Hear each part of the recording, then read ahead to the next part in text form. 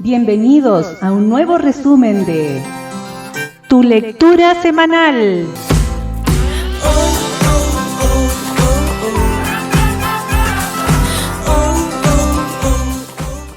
Bendiciones, bienvenidos a un nuevo programa Tu Lectura Semanal, que el día de hoy está bastante interesante. Estamos viviendo el mes de octubre y vamos a tratar acerca de las 95 tesis de Martín Lutero y también vamos a hablar de las 5 solas. Bueno, el 31 de octubre de 1517, Fray Martín Lutero, que era un monje que vivía en Alemania, envió al arzobispo de Magdeburgo, su nombre era Alberto de Brandeburgo, le envió una carta pidiéndole que se pusiera fin a todos los abusos que se estaban llevando a cabo a través de la predicación de las indulgencias en todas las diócesis. Y lo que le pedía era que por favor se reunieran y tuvieran una controversia o una conversación, un conversatorio acerca de este tema. A esa carta, él adjuntaba sus 95 tesis sobre las indulgencias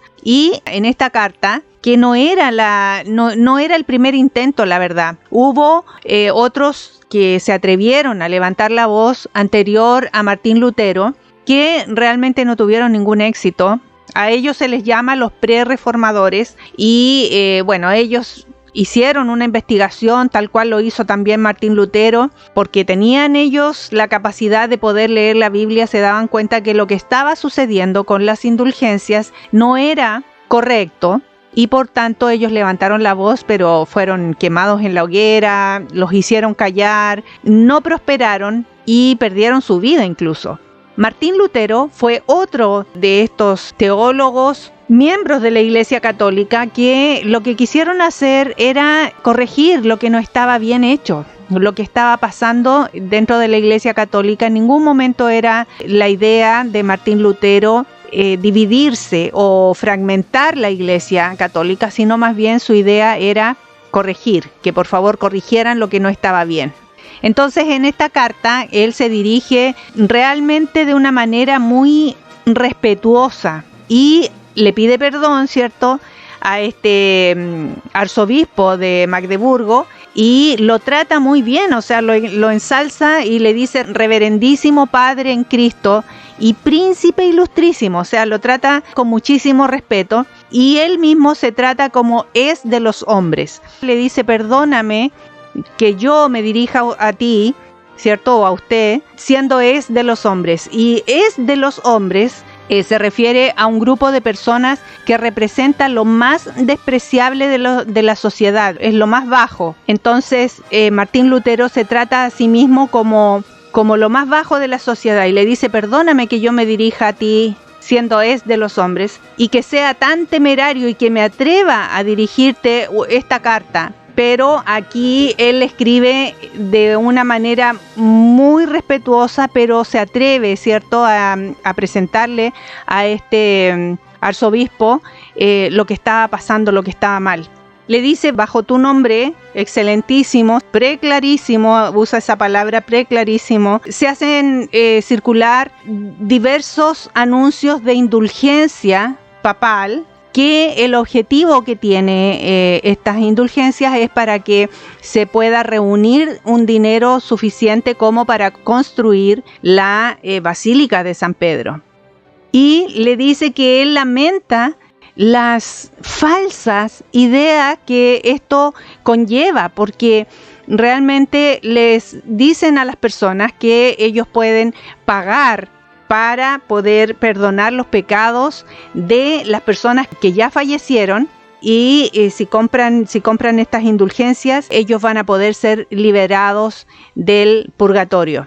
Que las infelices almas que si compran una indulgencia están seguras de una salvación eterna. Y entonces dice aquí que las almas, cuando se paga el dinero que la iglesia está pidiendo, las almas salen del purgatorio apenas se deposita la contribución en la caja. y dice que la Iglesia Católica está perdonando todos los pecados. No importa el tamaño del pecado, lo perdonan con tal que la persona pague. Por grande que este pecado sea, la Iglesia Católica lo puede perdonar. Incluso él habla aquí en esta carta diciendo de que hipotéticamente, incluso que si la persona hubiera violado incluso a la misma Madre de Dios, si pagaba, podía ser perdonado su pecado solamente con el pago de la indulgencia, del perdón de este pecado. Esto a Martín Lutero le causaba horror, le causaba una rabia y un dolor impresionante. Y le dice que esta es una doctrina que no puede ser permitida y que si este arzobispo continúa con esto, su cuenta que va a tener que rendir delante de Dios se va haciendo cada vez más y más grande. Por este motivo, Martín Lutero se dirige con mucho respeto, pero también solicitando con mucha humildad, solicitándole a este arzobispo que lo mire con ojos paternos y que por favor termine con esto. Y le dice que desde la ciudad de Wittenberg, en la vigilia de Todos los Santos, se despide entonces Martín Lutero diciéndole que él es agustiniano, doctor en la Sagrada Teología. O sea, Martín Lutero tenía estudios profundos. Ya desde 1507 el Papa Julio II había concedido una indulgencia a quien colaborara con la construcción de la nueva Basílica de San Pedro, y el Papa León X renovó esta indulgencia en 1514.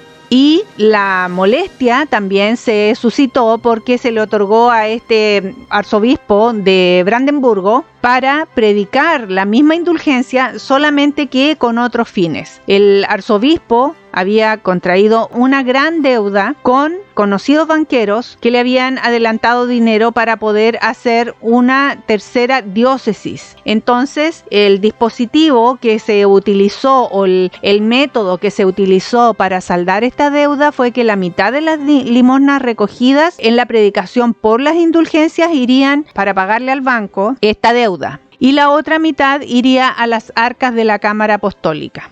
Esto causó mucho rechazo, sumado a que esta era una teología muy equivocada sobre los efectos de una indulgencia en los muertos. Se le decía a la gente en la predicación popular: no bien cae la moneda en el cesto de la ofrenda y el alma sale del purgatorio inmediatamente. Esto causó un gran revuelo y un gran malestar en Alemania. Bueno, y entonces se dice que Martín Lutero fue a la puerta de la iglesia de Wittenberg el 31 de octubre a clavar las 95 tesis, pero también el motivo de la difusión de estas tesis va en respuesta a un verdadero antirromanismo presente en todos los estamentos de la sociedad alemana. Luego, este documento nos presenta la oración de Martín Lutero.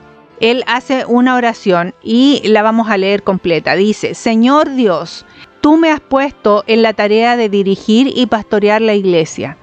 Tú ves cuán inepto soy para cumplir tan grande y difícil misión, y si yo lo hubiese intentado sin contar contigo, desde luego lo habría echado todo a perder. Por eso clamo a ti. Gustoso quisiera ofrecer mi boca y disponer mi corazón para este menester. Deseo enseñar al pueblo, pero también quiero por mi parte aprender yo mismo continuamente y manejar tu palabra, habiéndola meditado con diligencia. Como instrumento tuyo, utilízame. Amado Señor, no me abandones en modo alguno, pues donde yo estuviera solo, fácilmente lo echaría todo a perder. Amén. Esta es la oración que Martín Lutero realizó, que está incluida en el documento que estamos nosotros leyendo. Luego vienen las 95 tesis. Las 95 tesis de Martín Lutero tienen que ver con la disputa acerca de la determinación del valor de las indulgencias. Y entonces una de ellas dice: cuando nuestro Señor y Maestro Jesucristo dijo hagan penitencia, ha querido que toda la vida de los creyentes fuera penitencia. La número 2 dice: este término no puede entenderse en el sentido de la penitencia sacramental, es decir, de aquella relacionada con la confesión y satisfacción, que se celebra por el ministerio de los sacerdotes. Y aquí entonces, durante las 95 tesis, Martín Lutero va desglosando la manera en cómo la persona debe primero arrepentirse, debe sentir un verdadero arrepentimiento para poder acceder al perdón de sus pecados, y dice que, por ejemplo, en el número 5, que el Papa no quiere ni puede remitir culpa alguna, salvo aquella que él ha impuesto, sea por su arbitrio o sea por conformidad a los cánones. El Papa no puede remitir culpa alguna, sino declarando y testimoniando que ha sido remitida por Dios y remitiéndola con certeza en los casos que se ha reservado. Si estos fueren menospreciados, la culpa subsistirá íntegramente. Entonces aquí Martín Lutero va explicando paso a paso cómo debe ser el perdón de los pecados. Dice que Dios de ningún modo le remite la culpa a nadie sin que al mismo tiempo lo humille y lo someta a todas las cosas, en todas las cosas al sacerdote.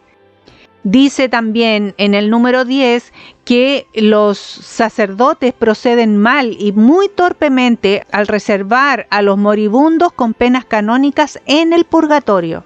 Esto él lo considera que es una cizaña de transformar la pena canónica en una pena para el purgatorio.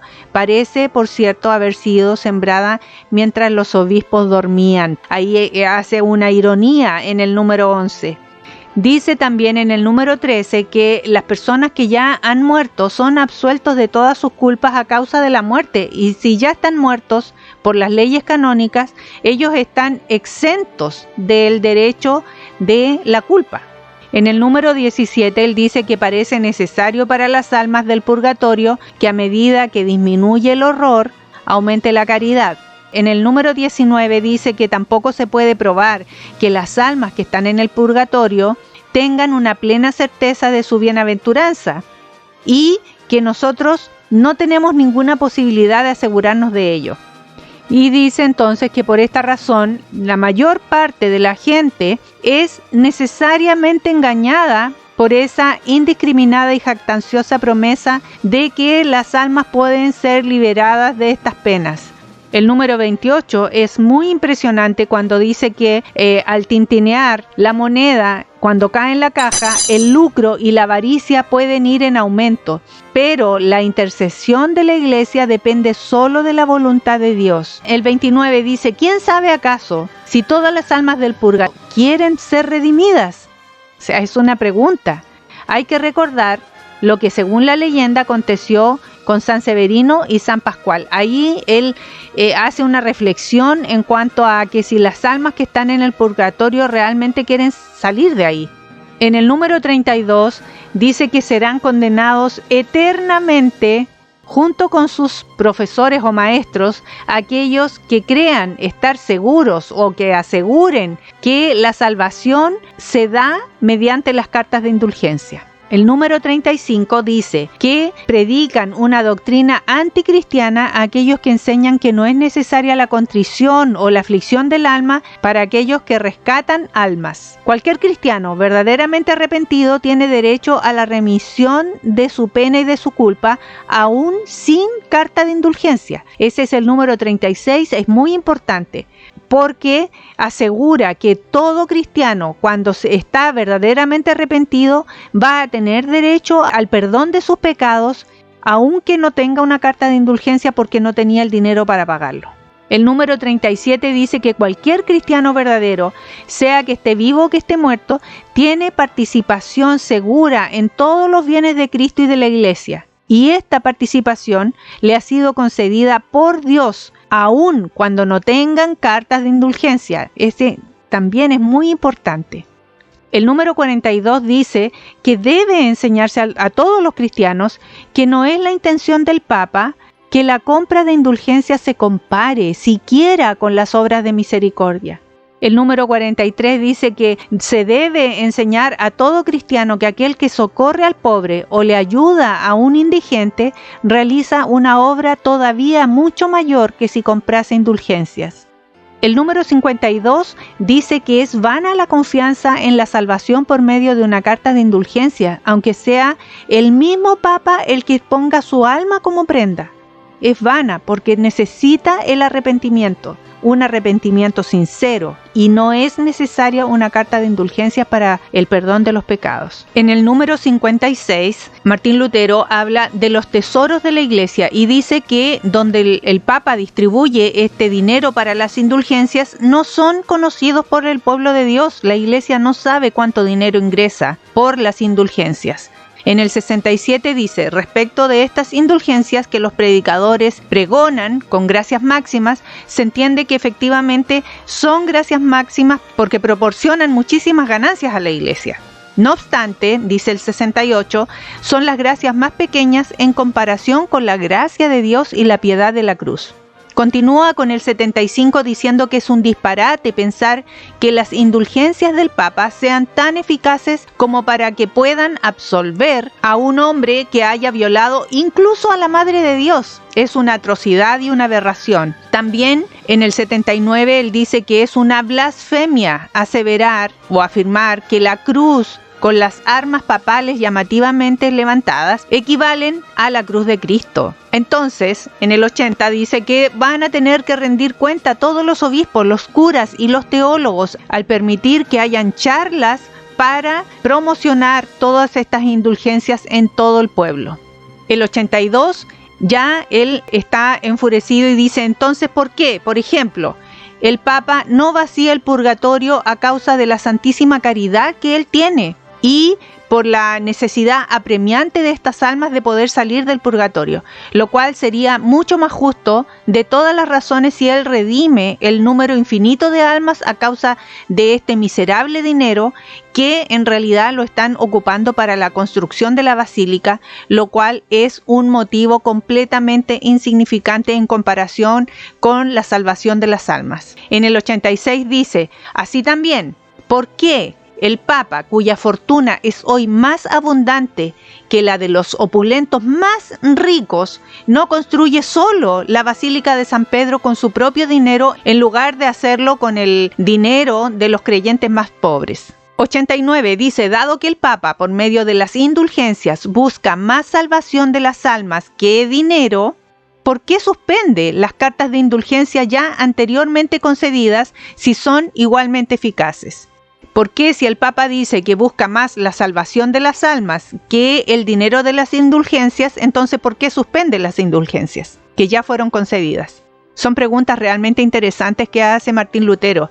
Luego dice que se vayan entonces todos aquellos profetas que dicen al pueblo de Cristo paz, paz, y realmente no hay paz. Y es muy necesario, dice en el 94, exhortar a todos los cristianos que se esfuercen por seguir a Cristo, su cabeza, a través de penas, muertes e infierno, y a confiar, el 95, que entrarán al cielo a través de muchas tribulaciones antes que por la ilusoria seguridad de paz. Luego Martín Lutero termina las 95 tesis diciendo, por amor a la verdad y en el afán de sacarla a la luz, se discutirán en Wittenberg bajo la presidencia del reverendo padre Martín Lutero, maestro en artes y en Sagrada Escritura y profesor ordinario de esta última disciplina en esa localidad. Por tal razón, ruega a los que no puedan estar presentes y debatir oralmente con nosotros, lo hagan, aunque ausentes, por escrito. En el nombre de nuestro Señor Jesucristo. Amén. Así termina entonces la carta que Martín Lutero envía al arzobispo y con las 95 tesis que son realmente muy interesantes y tienen un contenido absolutamente válido para rechazar estas indulgencias.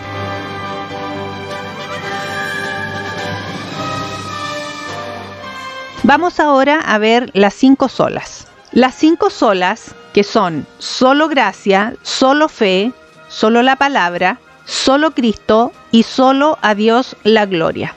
Está basado en el libro de Romanos, capítulo 1, versículos 16 y 17, que dice, no me avergüenzo del Evangelio porque es poder de Dios para salvación de todo aquel que cree, del judío primeramente y también del griego. Pues en el Evangelio la justicia de Dios se revela por la fe y para fe, como está escrito, más el justo por la fe vivirá. Entonces la idea es destacar los 5 pilares que sostuvieron a los reformadores durante la hora crítica del movimiento reformador en Europa. El día 31 de octubre de cada año se conmemora un acontecimiento en donde los poderes del hombre y del mundo son desafiados por Martín Lutero, que ya leímos sus 95 tesis. Él hizo las declaraciones públicas contra el pecado, la jerarquía de la Iglesia Católica Romana. 1517 es un año memorable, cuando Martín Lutero entonces pone estas 95 tesis en la puerta de Wittenberg, Alemania, con el propósito de ser discutidas. Él lo que quería era que estas 95 tesis que él planteaba fueran discutidas por la Iglesia Católica Romana. Por supuesto, no tardaron en reaccionar los poderes inmediatos de las tinieblas y reaccionaron con ataques duros y violentos ante el desafío resuelto por Martín Lutero. Este es un nuevo punto de inicio para el cristianismo. Esto se manifiesta como un nuevo punto de inicio para el cristianismo, ya que la conciencia del cristiano está siendo desafiada a un retorno a sus orígenes, a sus raíces, a los comienzos del cristianismo, a la gracia, a la fe, a la palabra y a Jesucristo, finalmente a Dios. Una reforma significa dar una nueva forma, es un intento por volver al origen de la fe, como se estaba diciendo anteriormente. La Iglesia estaba desviada de la verdad. Su autoridad, el Papa, las tradiciones, la Iglesia y la condición moral y espiritual, pecado, violencia, desastre espiritual, había minado y había entregado a esta Iglesia al yugo de Satanás. La situación espiritual de la Iglesia, como digo, es que se encontraba en una venta y veneración de las reliquias. Se exhibían en Roma, por ejemplo, el cráneo de Juan el Bautista, los huesos de los apóstoles. En Alemania había una exhibición de 19.000 huesecillos que se decían pertenecer a Cristo. Y en España había 18 tumbas que decían ser las de los 12 apóstoles, trozos de madera que decían pertenecer a la cruz de Cristo, fragmentos de las espinas de la corona de Jesús, en fin, realmente había una venta indiscriminada de reliquias que no eran que no eran verdaderas. Luego aparece el tema del purgatorio, en donde en Roma habían 30 monedas de plata que aseguraban que eran las 30 monedas que Judas recibió por traicionar a Jesucristo. Si el creyente lograba besar estas monedas y pagar su indulgencia, esto reducía 50 años de penitencia en el purgatorio. Este dogma era usado como instrumento del terror. Los papas eran verdaderos verdugos del pueblo. Ellos ordenaban matanzas, asesinatos, arrasaban pueblos enteros, sometían reinos bajo su dominio y eran entregados al placer y la lujuria. Por ejemplo, Alejandro VI tenía sus amantes en el Vaticano, eran retratadas por famosos pintores para luego ser veneradas como imágenes de la Virgen María. Se ha escrito que tuvo como amante a su propia hija, Lucrecia Borgia. Por su parte, Julio II quiso ser conocido como el Papa guerrero con su armadura puesta y librando grandes batallas. León X se propuso construir la Basílica de San Pedro con los dineros de los pueblos, pidiéndole a la gente humilde, amenazó con el infierno si no ayudaban a esta causa. El padre Zell llegó a la Alemania de Lutero y decía que aún no terminaba de caer la moneda en el fondo del cofre cuando el alma salía de las penas que purgaba. Él incluso vendió indulgencias donde él perdonaba pecados que todavía no habían sido cometidos. La reforma no es de Martín Lutero. En el reformador se refleja un anhelo del verdadero creyente en Jesucristo, donde se aspira a vivir la verdadera palabra de verdad. En el año 1000 después de Cristo, los valdenses, guiados por Pedro Baldo, un cristiano ferviente y obediente a las Escrituras, tiene un segmento en donde lucha por lo que está sucediendo en la Iglesia Católica y ellos se radican al norte de Italia.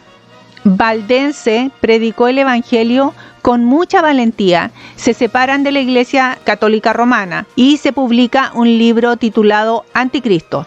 A los valdenses se les persiguió, fueron torturados y sufrieron grandes atrocidades hasta asesinarlos.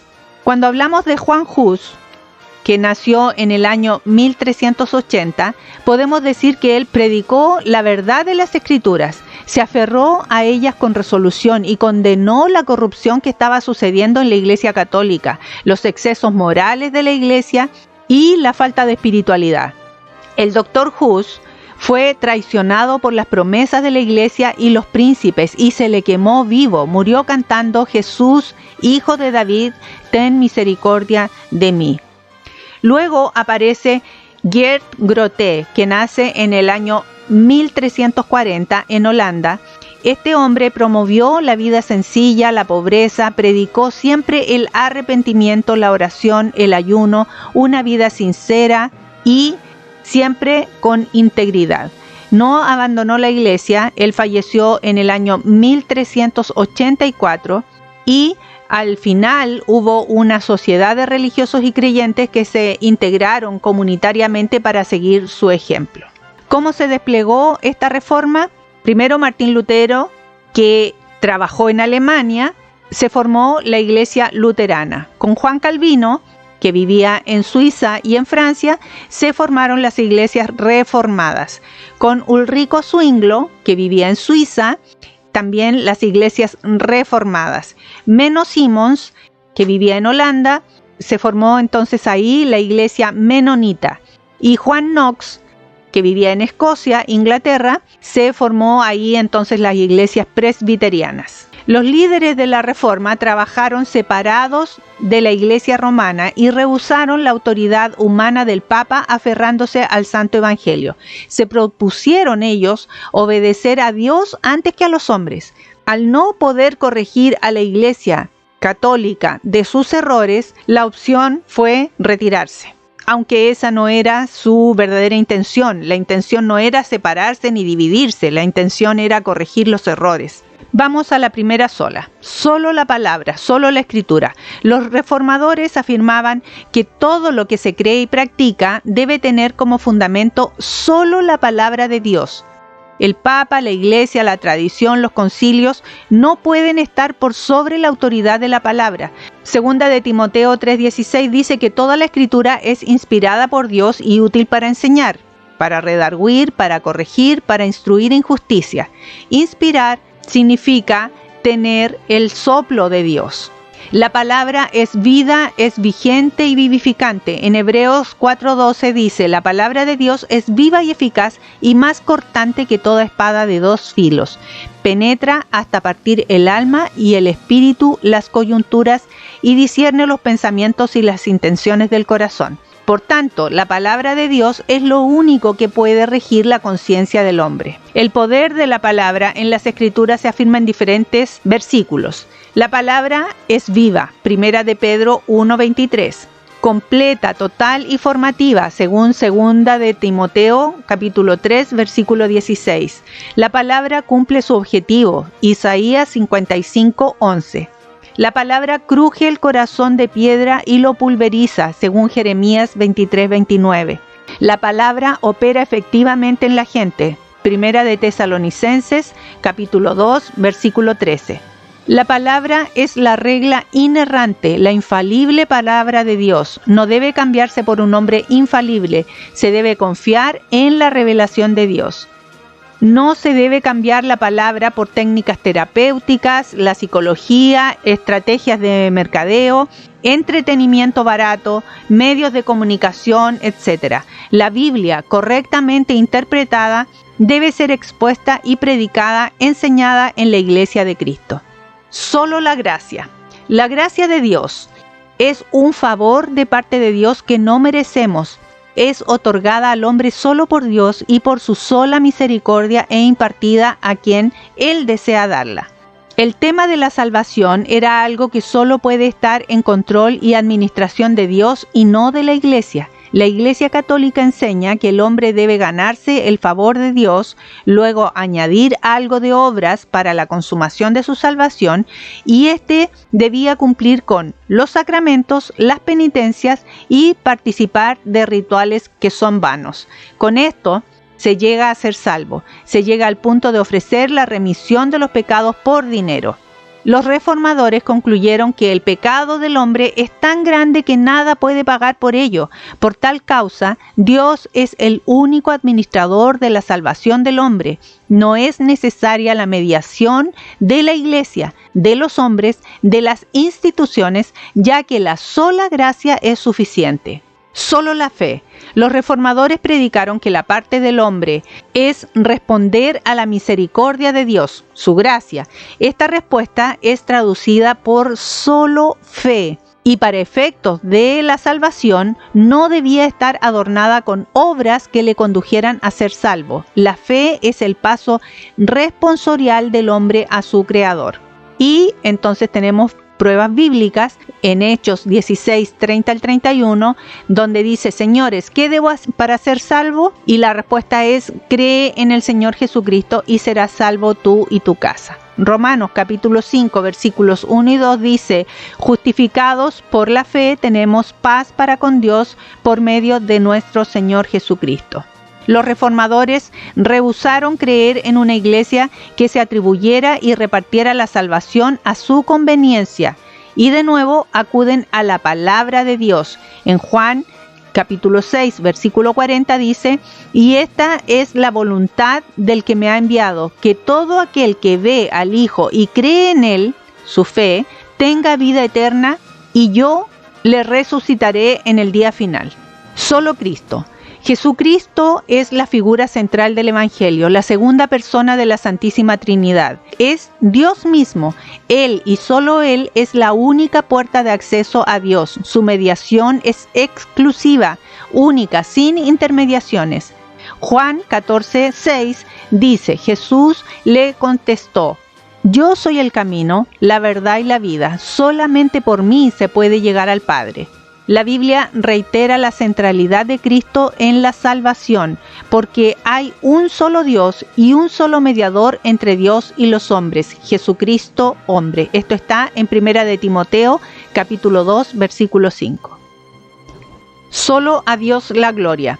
Reafirmados que la salvación procede solo de Dios, para su gloria, y que la finalidad es que el hombre le sirva y le honre. Negamos que a Dios se le puede glorificar si confundimos adoración con entretenimiento. Es peligroso hacer de la vida cristiana y la iglesia un escenario para venerar a un hombre, para hacer demostraciones mediáticas de poder, para exaltar hombres y desplazar a Dios por lo que la corriente de este mundo demanda.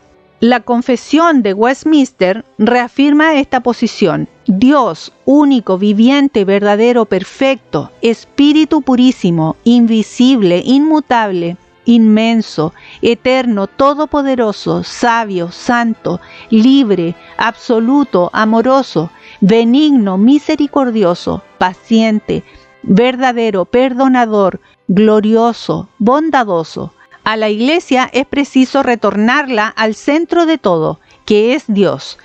1 de Timoteo, capítulo 1, versículo 17 dice: por tanto, al Rey de los siglos, inmortal, invisible, al único y sabio Dios, sea honor y gloria por todos los siglos de los siglos. Amén. En las conclusiones se dice que se debe reconocer los valores espirituales, bíblicos e históricos de la fe cristiana resumidos en la Reforma del siglo XVI. También confiar esta salvación que Dios nos ofrece hoy, en la manera como siempre se ha mostrado a la humanidad por la palabra y su historia. También se debe destacar como un patrimonio de nuestra fe cristiana las 5 solas: solo gracia, solo fe, solo la palabra, solo Cristo y solo a Dios la gloria. Amén.